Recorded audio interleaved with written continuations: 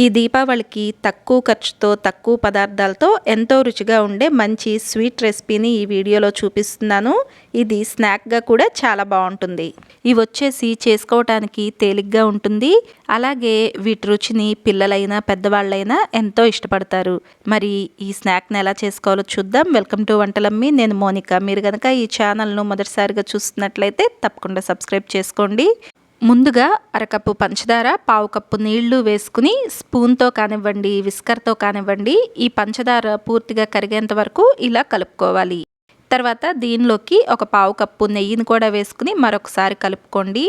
నెయ్యి బదులుగా నూనెను కూడా వేసుకోవచ్చు. అయితే నెయ్యి వేయటం వలన రుచి ఇంకా పెరుగుతుంది.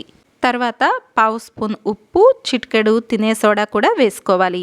ఇవి కూడా ఒకసారి కలిసేలాగా కలుపుకున్న తర్వాత దీనిలోకి 2 కప్పులు మైదాను వేసుకోవాలి. మీరు మైదా బదులుగా గోధుమ పిండిని కూడా వేసుకోవచ్చు.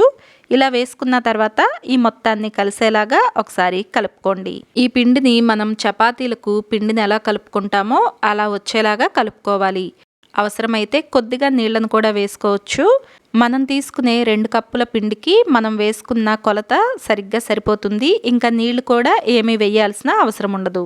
ఇలా పిండిని బాగా కలుపుకున్న తర్వాత మూత పెట్టేసి 1 గంట పాటు దీన్ని ఒక పక్కన పెట్టేసుకోవాలి. పిండిని ఇలా కాసేపు నానబెట్టుకోవటం వలన ఇది కరకరలాడుతూ రావటంతో పాటు రుచి కూడా చాలా బాగుంటుంది. తర్వాత ఈ పిండిని 3 సమాన భాగాలుగా తీసుకోవాలి. ఈ ఉండలు వచ్చేసి మనం చపాతీ చేసుకునే ఉండల్లాగా కాకుండా ఇంకాస్త పెద్దగానే ఉండేలాగా చూసుకోండి. తర్వాత ఒక ముద్దను తీసుకుని దీన్ని ఇలా చపాతీలాగా ఒత్తుకోవాలి. దీనికి నూనె కానీ పిండి కానీ ఏమీ వేయాల్సిన అవసరం ఉండదండి.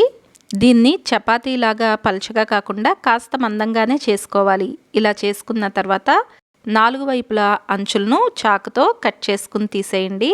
మిగిలిన భాగాన్ని మీకు నచ్చిన ఆకారంలోకి ముక్కలుగా చేసుకోండి.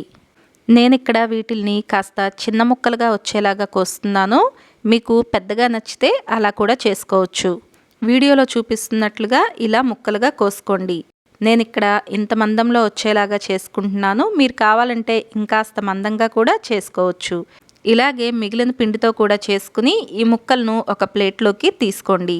తర్వాత స్టవ్ పైన వీటిని వేయించుకోవటానికి నూనెను పెట్టుకుని నూనె కాస్త వేడెక్కిన తర్వాత మనం ముందుగానే చేసి పెట్టుకున్న వీటిని నూనెలోకి వేసుకోవాలి. వీటిల్ని ఎలా వేసుకున్నా కూడా నూనెలో వేసుకున్న తర్వాత విడిపడిపోతాయి. కాస్త వేగి రంగు మారిన తర్వాత ఇలా కలుపుకుంటూ ఉండండి. స్టవ్ వచ్చేసి చిన్న మంట పైన పెట్టుకోండి. అవసరాన్ని బట్టి ఇంకాస్త పెంచుకోవచ్చు. అయితే మరీ పెద్ద మంట మీద మాత్రం పెట్టుకోవద్దు. రంగు త్వరగా మారిపోతుంది. లోపల వేగకుండా అలాగే ఉండిపోతాయి. ఇవి వచ్చేసి నిదానంగానే వేగాలండి. అప్పుడే లోపల వరకు మనకు మంచిగా వేగి కరకరలాడుతూ వస్తాయి. ఇలా రంగు మారేంత వరకు వేయించుకుని వీటిల్ని ఒక ప్లేట్లోకి తీసుకోండి. ఇవి ఎక్కువగా నూనె పీల్చడం లాంటివి కూడా ఏమీ ఉండదు. ఇలాగే మిగిలిన వాటిని కూడా నూనెలో వేసుకుని వేయించుకుని తీసుకోండి. అంతేనండి, ఎంతో రుచిగా ఉండే చిన్న చిన్న బిస్కెట్లు మనకు తయారైపోతాయి.